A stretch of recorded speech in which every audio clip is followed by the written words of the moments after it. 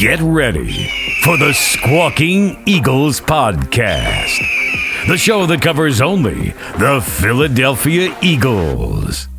Think different. Think Squawking Eagles Podcast.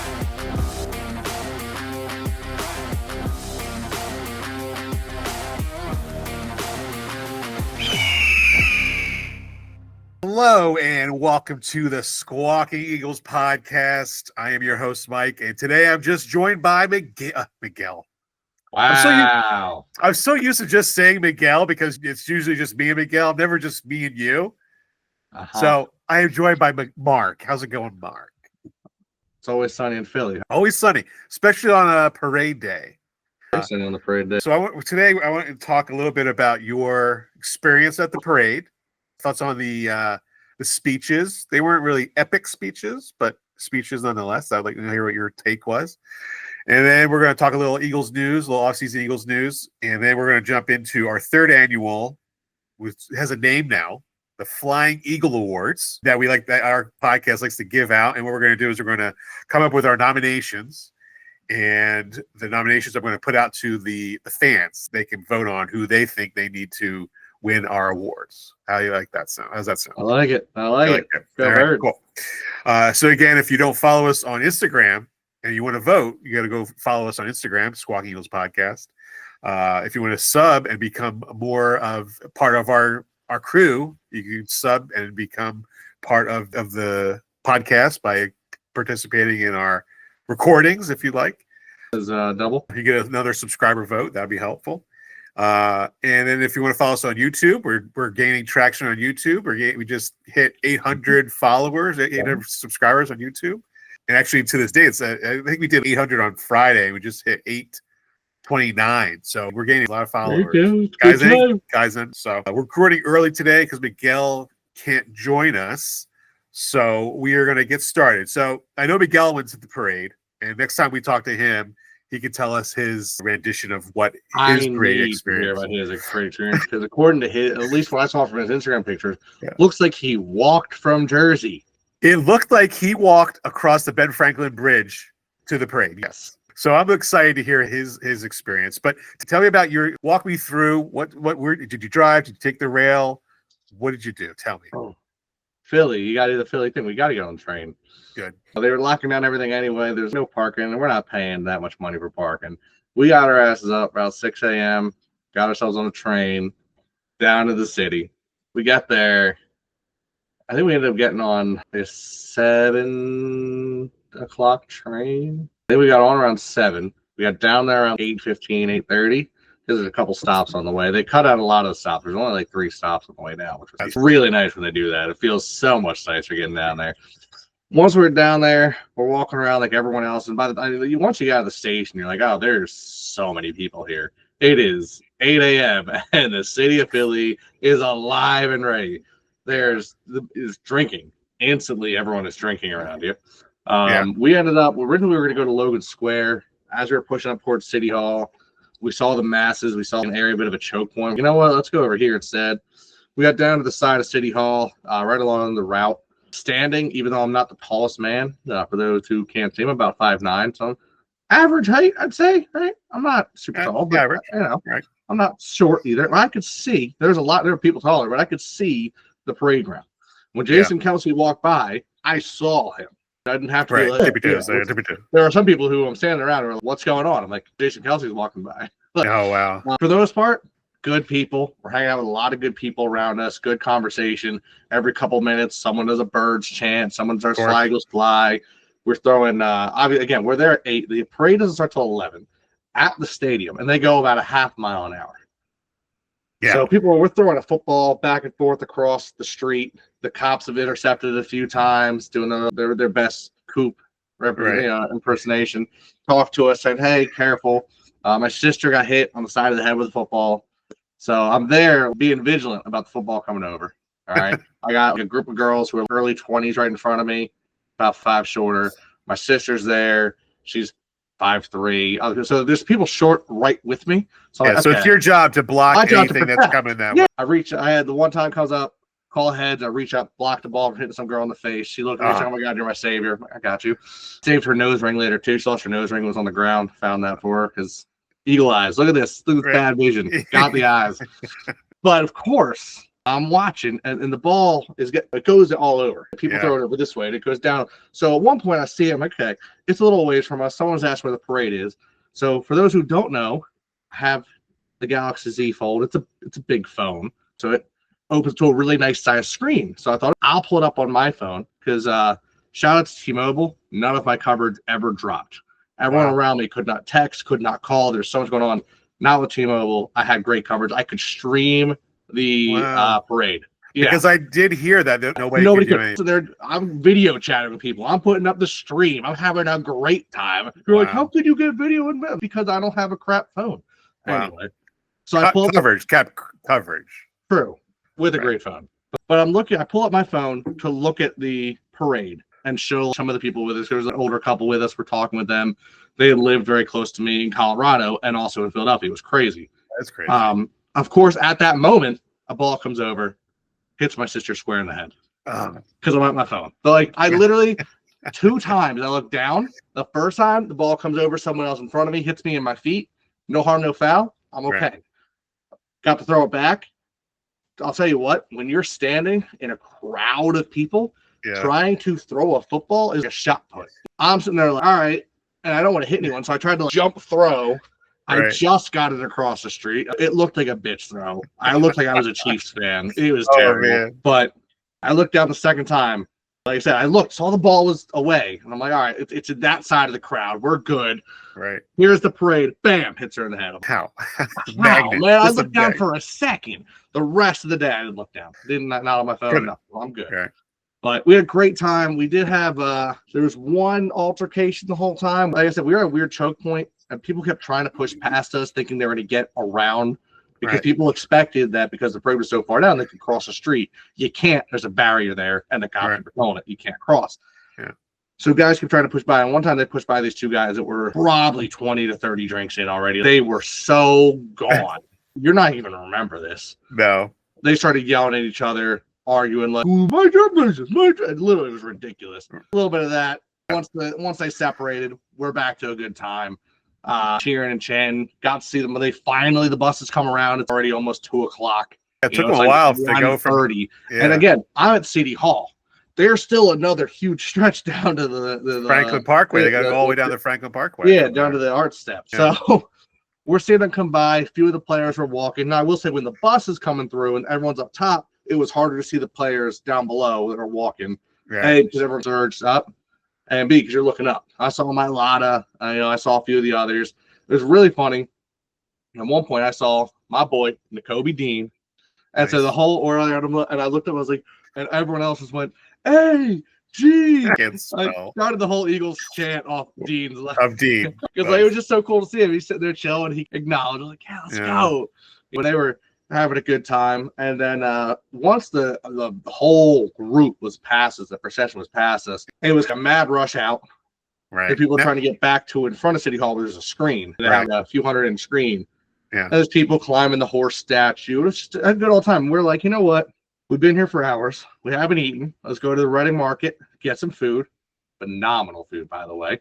Right. One of the name of the restaurant, I think it was Fox and something. But my daughter wanted a corn dog, so that's the one that had it, which was great because it was the shortest line. Yeah. And they had some phenomenal fries. But also during the parade, I had my daughter on my shoulder, so she got really good video the whole 7 minutes of the procession, which was cool. That's cool. And then I just streamed all the speeches. Although I think the biggest problem, I think a lot of people can attest to, was once they got up to the art museum, they then took an 1.5-hour lunch break. It was wild. They were supposed to start at 2:00, and it was more like 2:30, 2:35 when they really started talking. And it was like, a lot of people were like, why wouldn't they do? Those buses are massive. These are super, like they're British double deckers. And the guys are all up top. Why not just have food on the bottom and have them go down and grab food whenever they want? Right. And just have them up there ready to go, then have this break. Because everyone's been standing there, especially the ones at the steps.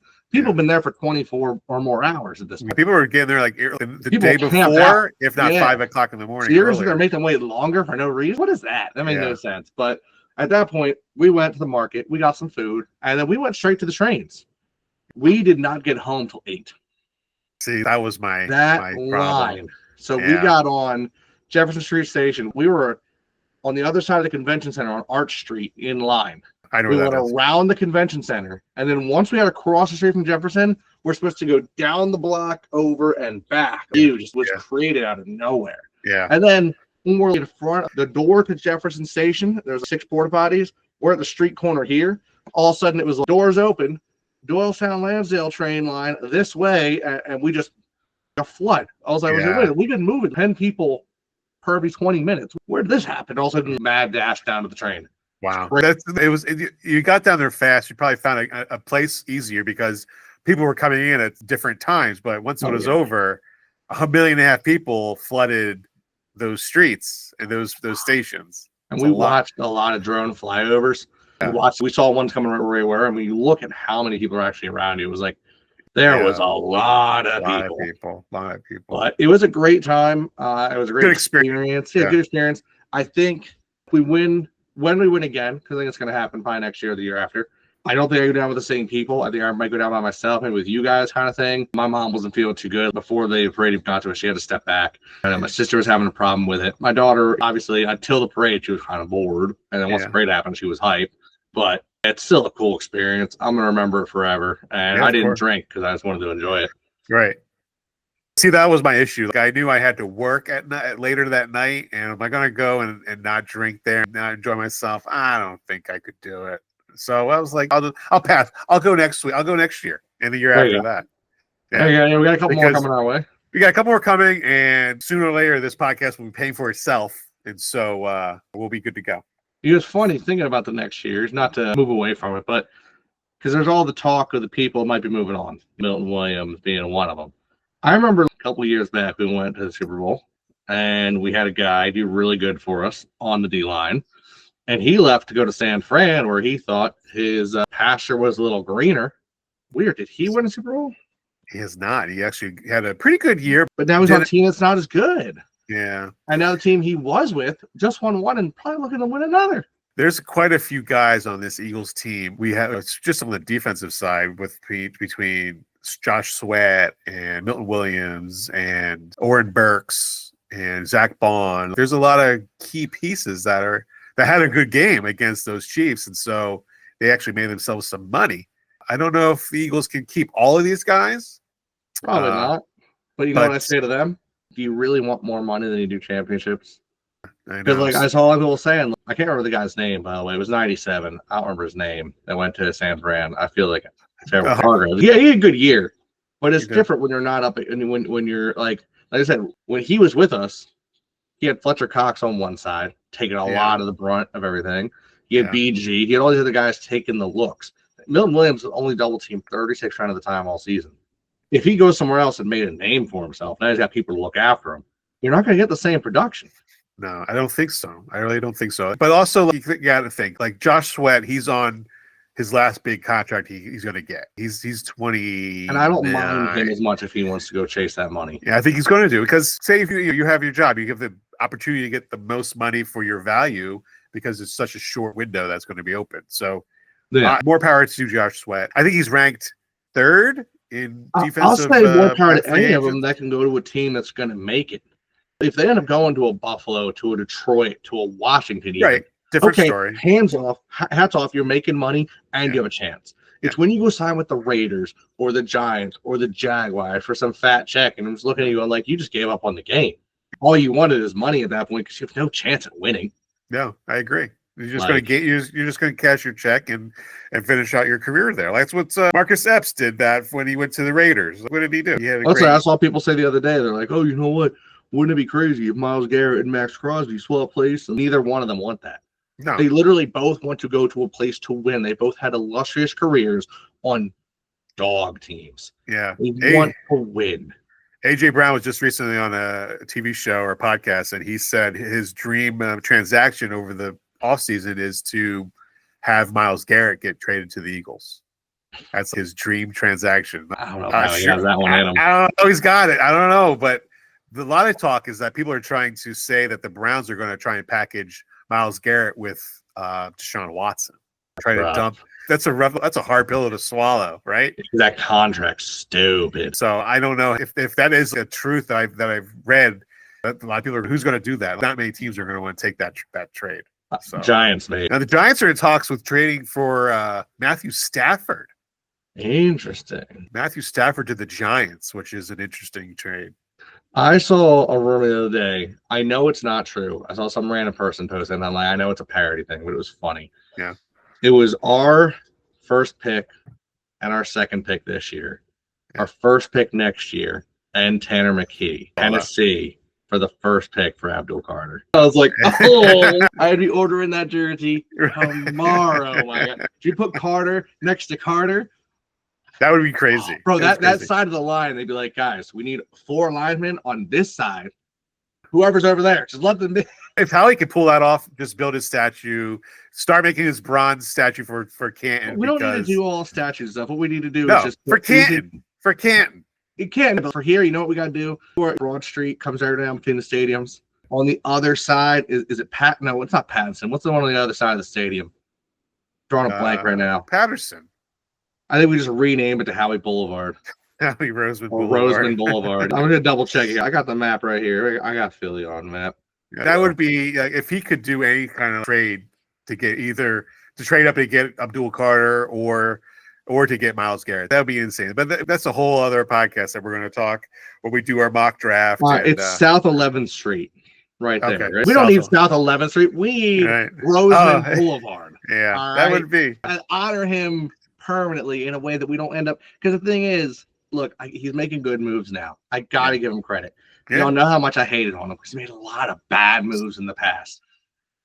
I don't want another Dougie P. I don't want to give him a statue and then have him turn around and sell the farm for trash and ruin the team. I say to this day, I'm cool if you like take Dougie P part now and just put Nick Foles there, just like this, with just like an accentuated package. It is a bit of a weird statue to have of a play, but Bud Light made a deal, and so we have that there. Hey, I like it. It's good times, but I think if something like that were to happen, yeah, that's great. That'd be great. The whole NFL would have to be like, all right, put a stop to this. This is stop the trade. You can't have Carter and Carter. Oh, that's just not real. Yeah, and then recently they said that the salary cap is going to rise another $26 million, and so that's going to give the Eagles. I think they're at like 18. I want to say 22 right now, but that gives them almost $60 million, $50 million to fool around with. Like that's literally money they're going to be getting. That's crazy. Now we have 17 million. You see, so if we get an extra 26, so Howie could do a lot with that. I trust in what Howie could do. You know what that means to me? I think it's enough money to sign Bond.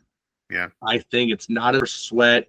No, I don't think we keep Williams. I think we keep Becton, which I think is another key part. Well, I think they signed Becton to a 4-year deal. He plays 2 years at guard. Lane Johnson retires in 2 years, and he moves over to tackle. And Steen replaces him. That would be a dream come true right there. Yeah, that's the move right there. Honestly, if we don't make any moves during the draft, I 100% expected to replace Lane Johnson with the first or second pick. Well, also there's Trevor Keegan. He didn't ever play this season, but he's also a tackle. He could be a tackle too. So true. Well, we haven't seen what he could do. I think we're going to continue to build on the line no matter what. I think always. I see a lot of people say we're going to go secondary. I know we'll talk draft more later, but I'd expect after a championship game like this, you're going to see us reload. Yeah. Either we're going to do something crazy like the trade for Abdul Carter, right? Or we're just going to reload on the front, that front line sides. Yeah, and just another guard, another tackle. You're going to see someone there, or on defense, another I think another D lineman more than an edge rusher. Yeah. I think we're now. Yeah, 100%. I think we're going to see more move. I think we might start seeing Trotter move more to an edge side. He won't be a blitzing backer as much as Smith is, but you'll see him, I think, more on the edge. I think we want to use him, but if we keep Vaughn, he's not good enough to replace Vaughn or Dean. He just isn't. He's not. No, at this moment, he's not. And, Vaughn loves that. He's on record saying how much he loved it here. He has a love for the game again. I wouldn't be, his they're saying his market is about $15 to $19 million. I don't know. He's a penny. That's a lot. It's a lot for one, for Howie to give to a linebacker, and two, for who's going to be 29 years old. Yeah.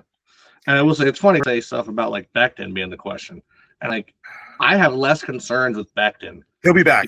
I say the way he talks about the team, the way he cried about this team, going on about how much he was really ready to hang it up. Like, he was sick of football. He was considered a bust. And Mailata and Stoutland gave him this feeling of just greatness that he's come to love. I can't imagine him wanting to leave this place. No, the way and like the way some of these are talking, like Fred Johnson too. Fred Johnson was talking about how he fought so hard to stay in this league, the practice squad, and like he said, Stoutland helped him. All these guys helped him. Like, you're not going to get that other places. Like, it's something special. This team is a something special team, and why do you want to leave it? Like, I know you wanted money and all that stuff, but what's more important? Like, what's like Jalen Hurts said, championships is better. Yeah, well, I will say it's different because, like, so with Brady is where my always was, and I see it with Hurts, and I'm hoping that's why I hope Hurts continues to kind of play the money right.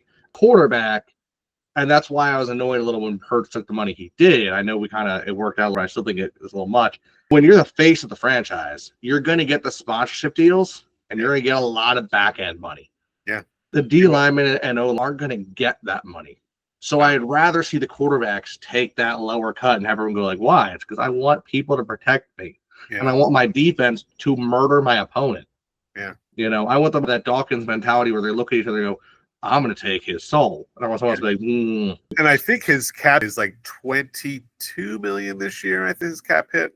So it's not that bad. It's not that. Other Eagles news. We all know that Kellen Moore was signed as their new head coach in New Orleans, and he has taken two coaches. I saw one. I didn't know about the other. He's taken Nessmeyer, the quarterback. I guess the quarterback coach for the Eagles. And he also took, he took two guys. New Orleans hired. Yeah, they took two staffers. They took Doug Nessmeyer, and they've taken, where is it? Oh, man, I had it just here. Scott Tolzien. But I think he's hired. Can't remember the other Eagles now. That's a shame. My brain is just mush. But he did sign Nussmeier as his position as the offensive coordinator, he's the dad of LSU quarterback too. So that's interesting too. But and the Eagles ahead, I would have liked the Eagles to had signed Frank Reich, go with the older, more experienced coordinators. Decided not to do that, and they hired what's his name, Kevin Patullo, who was the passing game pass game coordinator for a couple years, and then he was the assistant head coach last year, and that makes him the offensive coordinator this coming year.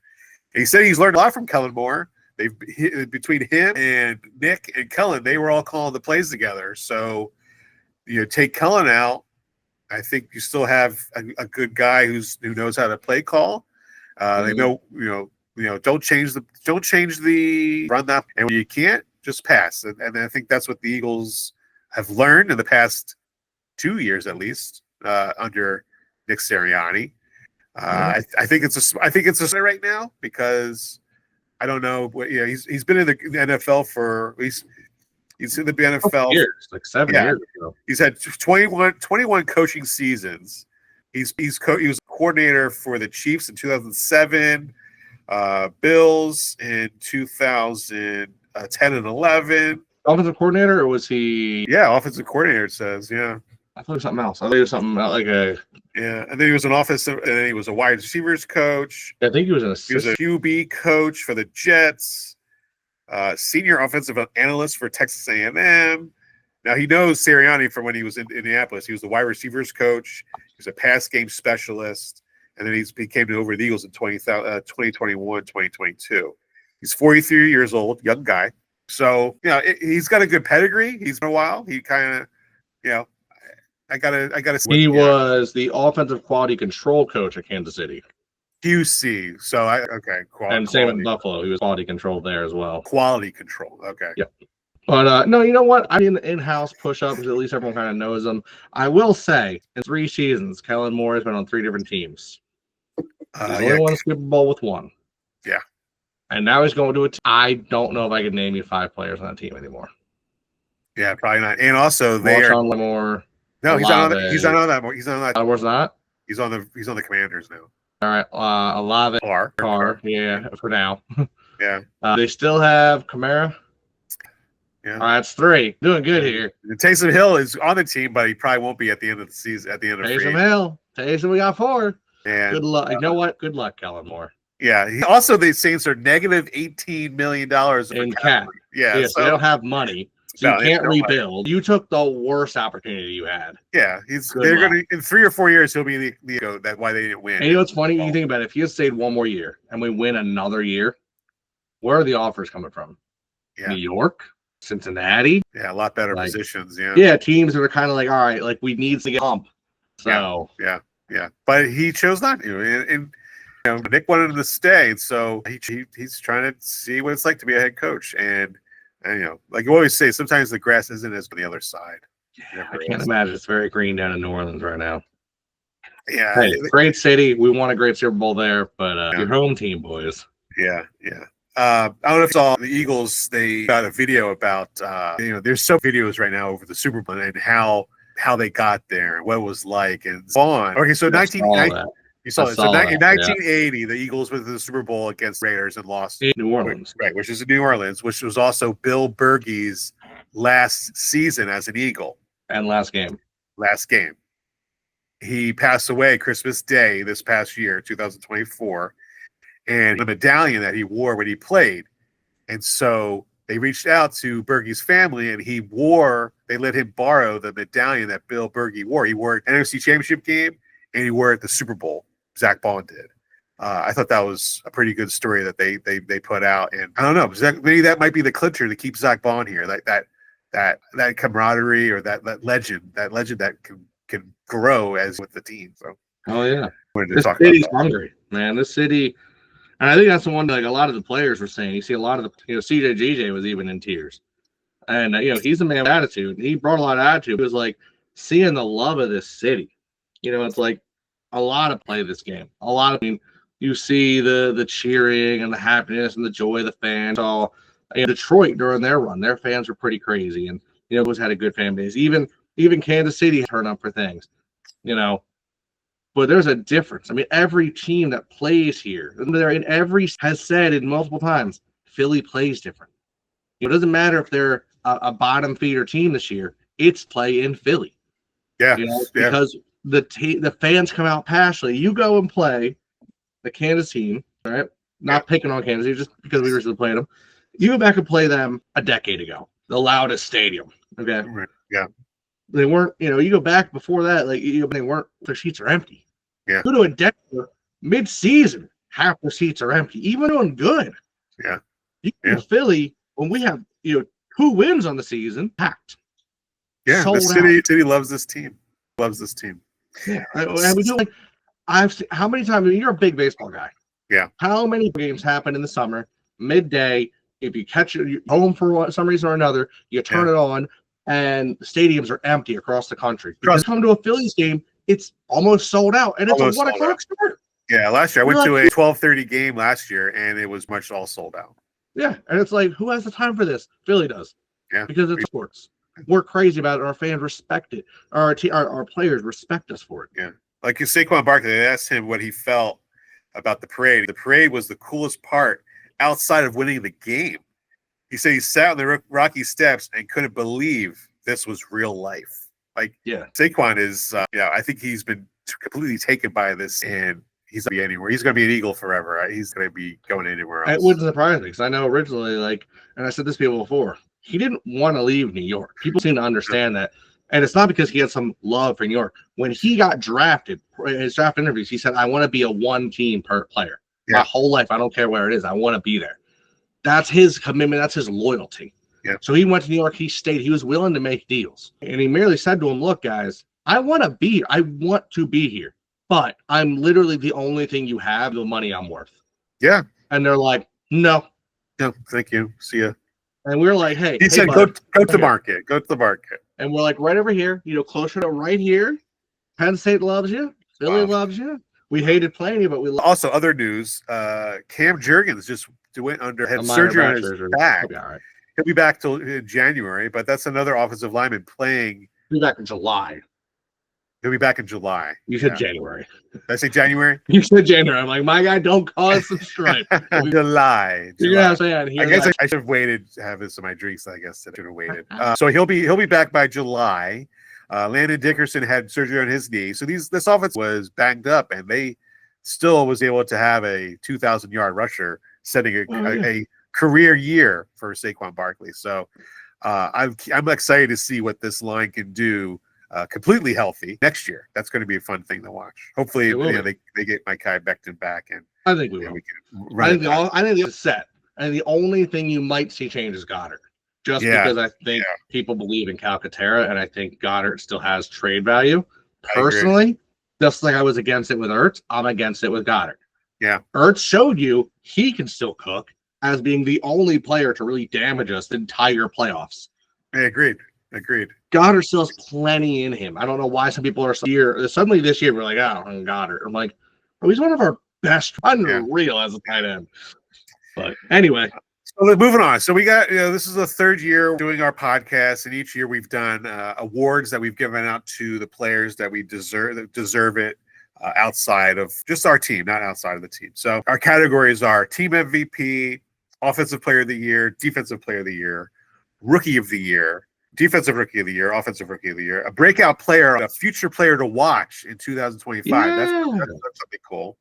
And I also want to add for this year, top 5 plays for the season, which Miguel thought that's too hard for him to think back of what plays were. I'm like, there's a lot of plays, I believe.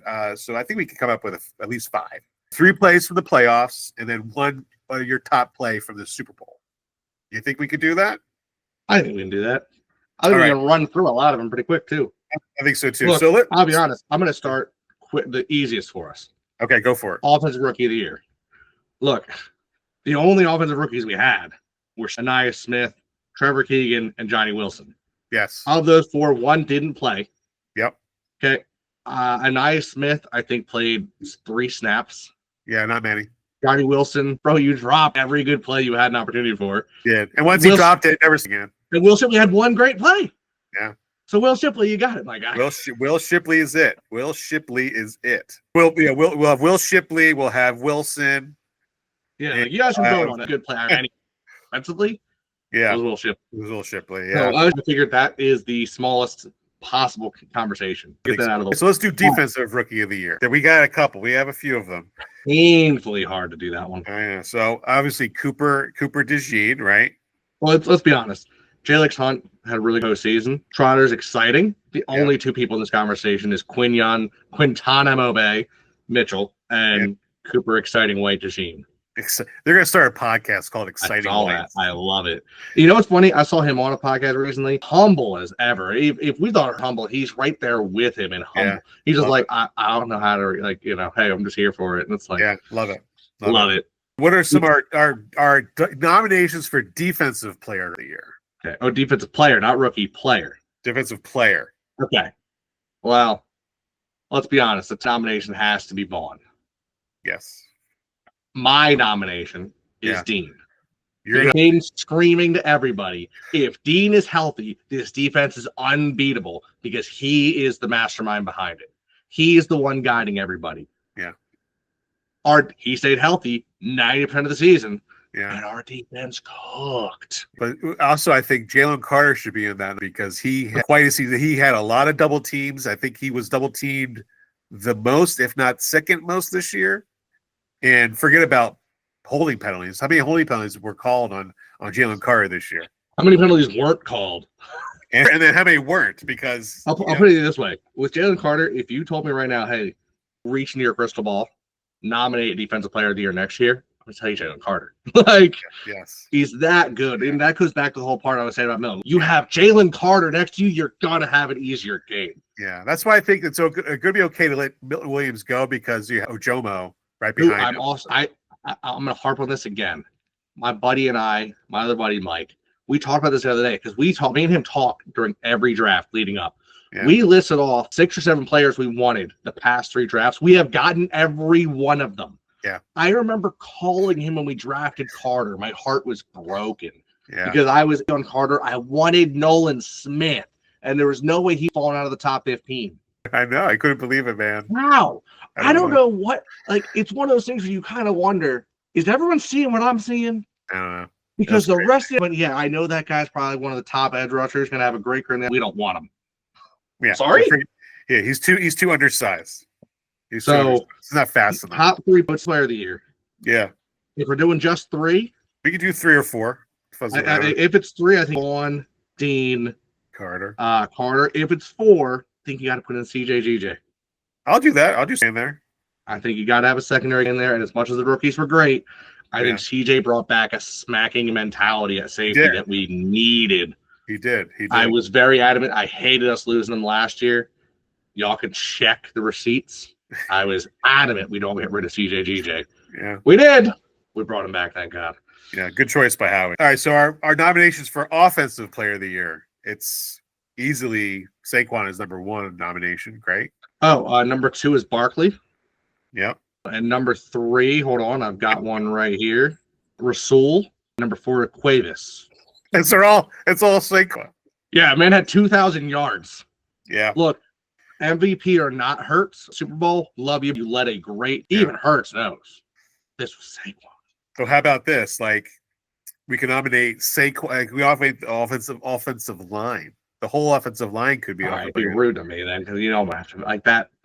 I nominate the whole offensive line because I did a little bit of running back. So as much as I love Saquon, I know in his mindset and my mindset when I was younger was like, those boys got to open up the hole. All right, so look, it's got to be Saquon number 1. We'll give Hurts number 2. The O-line at number 3. Yeah. You know what? Part of me wants to put Smitty at 4 just because I think he had some phenomenal play. Like A.J. Brown was A.J. Brown. I think people underestimate Smitty. Yeah, I agree. So let's team MVP. I don't think we need to nominate anybody for. I think it's only Saquon, team MVP. There it is, Saquon Barkley. I think our only nomination is going to be Saquon Barkley for that. Yeah, if you vote for someone else, you're wrong. It's Saquon. I think you're right. Because he had quite a season setting the altar for the NFL, beating Terrell Davis's stats. So I don't think we're going to nominate else for team MVP for that. Oh, real quick funny thing I just learned the other day. Yeah. Podcast, I talked about how the rushing record was set by Timmy Smith, Redskins back in like the early 90s, late 80s, right? Okay. I learned something crazier. He was a rookie. That was his first start ever in the NFL. Oh, wow. Crazy numbers. That's a crazy number. Anyway. I was just talking about a number that has yet to be broken. Steve Van Buren's yards passing in a game has yet to be broken. Which is crazy because now it's the passing league. Right. And that's why, because it was set in 1953. It's been a long time. Okay, so do we have a comeback player of the year? It's interesting to think we would have to have a comeback player of the year. Usually guys don't come back strong, but could you nominate Brandon Graham? Because he was pretty much down and out. He was out for the year. He came back and play? Okay. I can't. No. Look, I love you, BG. I absolutely love you. There's only one player in my comeback player of the year. Okay. Tell me. I think I already know. CJGJ. CJG. Came back. He did come. Welcome back. And also, like Kobe Dean, because he was hurt last year. And he did I come second back. that. He had a phenomenal season. Yeah. Statistically, let me pull this up because I think a lot of people don't understand what his season that man had because of Bond. Because Bond's numbers look so good. People forgot. Yeah. Yeah, I think so too. He had before his season was cut short with that, he was on a tear with tackles too. Yeah. So in total tackles, Zach Bond had 151. Yeah. Kobe Dean had 128. Right. Solo 80, and Bond had more games than him. Yeah. After those two is Blankenship with 78 and CJGJ with 59 for the total tackles. Right there. Like, remember last year, Reed Blankenship led the team with tackles. Yeah, and he was out. I think he was. He missed a couple seasons. He cut a couple of 2023 regular season. But if he's tackling leader, he had 113. Yeah, and that tells you that they were getting past. And he was the only person with 100 tackles. Yeah. And And now this year, we had 2 players over 100 tackles, and they were well tackles. It's a big difference. And it's your linebackers who are supposed to be tackling. Yeah, a huge. And then the next over that are our top 2 safeties, Reed, CJ, GJ. Right. It's in order of who should be tackled. Exactly. So, yeah, I mean, comeback player of the year, Nakobe Dean. Yes, sir. CJ. This was your new category, future player to watch in 2025. Who is a future player in your mind for us to watch in 2025? All right. Well, the really easy answer is either of our starting corners. If you want to say Quinyon Mitchell, everyone wants to watch those 2. Always. Well, that's going to happen. The second easy answer for me is Nolan Smith, because I think we saw some development, and then by the end of this year, we saw who he can be. Right. And now with the potential of losing Sweat, we get to see the real Nolan Smith next year. Right.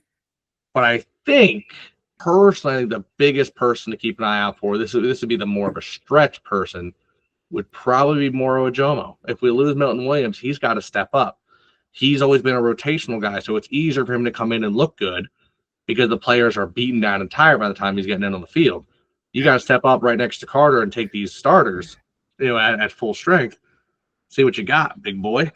I think you're right. I think one player we need to watch, because I do think we are going to lose Milton Williams and Josh Sweat. So that's a guy to watch. Granted, this does vary on who we win, don't lose. If Williams stays, you're probably not going to see the same. If Sweat stays, I still think you get a lot out of Smith. If Becton somehow goes, you got to look for Steen. Yeah. There's with each one. Like, if Vaughn goes, it's either going to be Trotter, Burks. Also a free agent too. He's also a free agent. True. I don't think he's going to fetch as big a price. I think he's more easier to keep. I also want to look at Jalix Hunt. I think he's a player to watch. A great pick. Especially if Josh Sweat goes, I think Jalix Hunt just moves into that position. Okay. And I think we're going to see a guy. He got fined. You see, he got fined that bow and arrow to the. I think I want to see. That's funny. Yeah. Because celebration. He's been doing that for years. Okay. You watch anytime he was in the national championship, when he was in, all of his years at Washington. And I was one thing I always admired, as I hate him as an Oregon fan. I always saw he was a phenomenal quarterback. I'm interested to see what he does. But one of the always is he would score a touchdown, he would draw back. Yeah. I like the something movie. That's fine for us. Cool. It's cool because the actor, the guy who played in Always Sunny in Philly, paid his fine. Yeah, so well, no. So McElhenney offered to pay it. He said he was going. Jalix said, "Put it to charity. Put it to charity. Give it to charity." And he did. And he was like, honestly, if we're looking at the 2 with the highest upside floor, it's because they're determined by what happens in the offseason. Agreed. Obviously, you expect out of Quinyon, you expect greatness out of Coop. Yeah. We expect Smith to play up, but these 2 are the ones I think are to watch. Yeah, I agree. Okay, so moving on to plays, top 5 plays of the season. Do you think 5 plays you want to nominate? Yeah, I can give you my top 2 plays instantly. Go for it. I think one of them has got to be Saquon's hurdle, right? Crazy enough? Yes, that's number 3. Wow. Okay, so what's the first 2? The first one, I'm shocked that it even says 6, my guy. That's for our Super Bowl, though.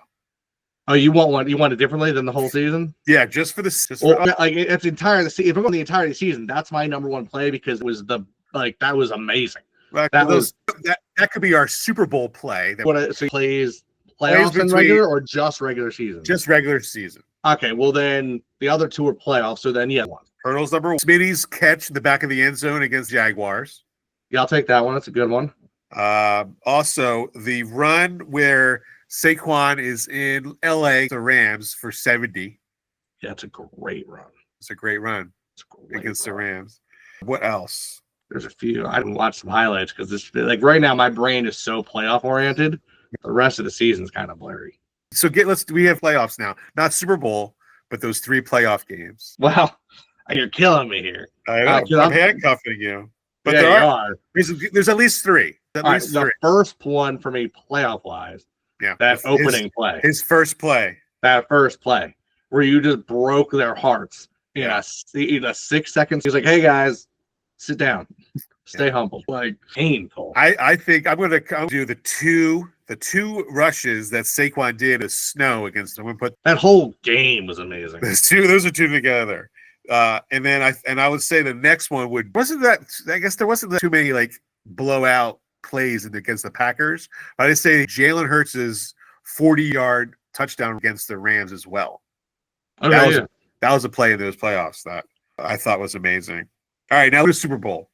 Oh, you know what though? What? On the our opening game, didn't we start the season off with a fumble? Like very kickoff, didn't we force a fumble with Green Bay? Yes.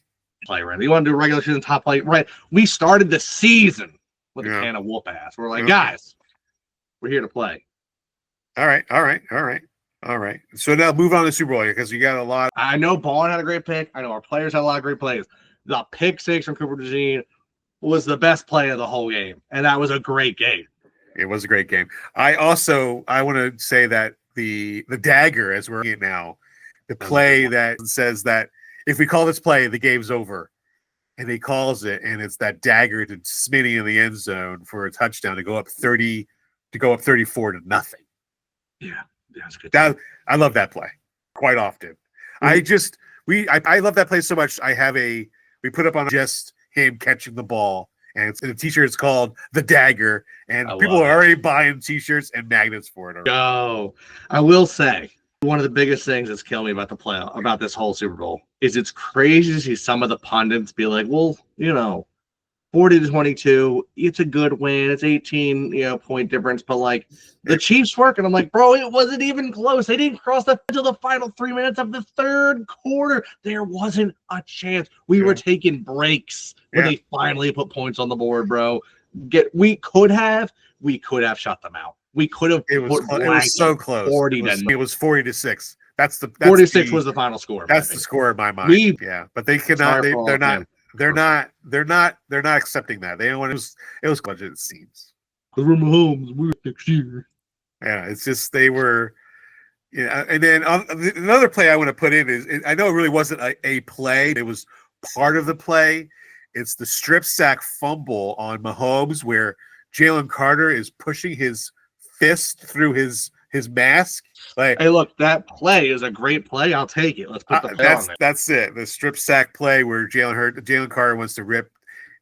They weren't distracted by quote unquote Patrick Mahomes' greatness, right? Any other quarterback in him as if he was just trash in the street. I've got another play for you. It's a little out of left field. I think the fans will agree with me. It's a little odd that I'm going to even say his name. The pass breakup by Avonte Maddox in his career moment right there. It is. Yeah. That was such a good play. Yeah, I would. That's a good one. The Maddox, the breakup, the fourth down, and fourth down. It was right to who? It was right to Hopkins. Yeah, and he just Yeah, that play dagger because right after that they called the dagger in the game. That was 34. Yeah. They go up 34-0. I like that call. Those that's a four good. You got Cooper pick, sack, and the Maddox down stop. I like it. I like that combination. I like that. You could put Bond's pick in there to have a fifth. Well, Bond pick. Even though it's not as erupting as Cooper's, but it's a pick on Mahomes in the Super Bowl. Also for record wise, that was the first. Cooper DeJean's pick was the first ever interception in the Super Bowl. Of course, interception took back to the end zone of the same play. That was the first time they ever had an interception in the Super Bowl. The Eagles. We did it in the national championship. Right. With another rookie cornerback on his birthday. Really? I don't know if he was a rookie. No, I know it was like his birthday or something though. Yeah, that was a birthday. I think it was first time in any Super Bowl history that someone had scored a touchdown on their birthday. That's pretty cool. Yeah, Saquon didn't get a touchdown on his birthday. He didn't. Yeah. He got Super Bowl. Super Bowl. That's a pretty good gift. That's a pretty good consolation right there. Yeah. So sorry. So those are going to our nominations. We're going to put those on. You can vote on our Instagram page coming up this week. Next week we will, declare our winners.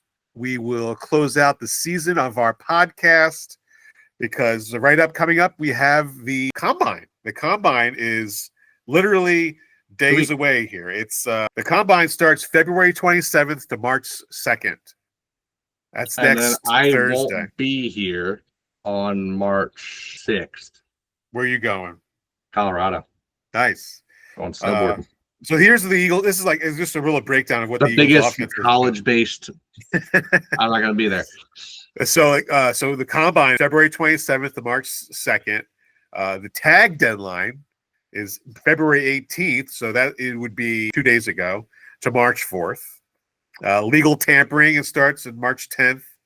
The new league year starts March 12th. So we will be here. We will be back after next week's episode. We're going to take a couple weeks off, and we'll be back for the new league On the 13th? Yeah, the new league. We'll be back on the 13th, I guess. And so, but when the new year starts, we'll start our new year. We'll start talking about mock drafts. We'll start talking about our NFL combine. We'll put that in there. And the NFL draft is April 24th. So we will do a live show that day, like we do every year. And then rookie camp starts May 2nd, which is insane. That's crazy. Football. So we're scheduled. We're going to say so. Our next week's episode will be our last of the season.